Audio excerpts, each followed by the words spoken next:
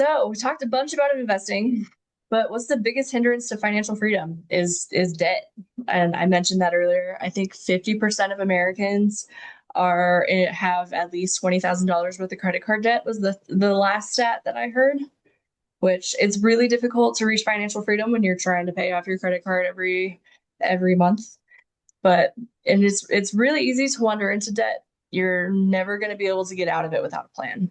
There's no way. It's super easy to pick up your credit card, go to the restaurant, spend $300 on food, and then just not even think about it and let that interest rate compound on that. So that's also another place where the power of compounding interest can have a negative effect on you. Because once again, that interest rate will compound on whatever amount is in your account. So it's compounding on top of itself. So if you don't properly plan to get out of debt, you're never going to get out of it. You're not going to wander out of it. You need to make some temporary sacrifices like that Starbucks, that DoorDash, just to make sure that you can actually get out of debt, and those sacrifices will be worth it in the end.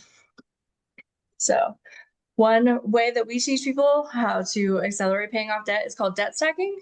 It's also referred to as debt snowballing by people who are Dave Ramsey followers. But essentially what it does is it takes the minimum payment, the total amount due, and the interest rate, and you can kind of calculate the fastest way out of debt and the fastest way to pay off interest rates. So like in this example right here, this person is paying $2,700 worth of debt in credit cards and mortgage every month. So what we do is we pay off the first card and they're paying 220 bucks a month on it. We roll that 220 bucks a month into the next one. So now that so this second one, you see they were paying 353.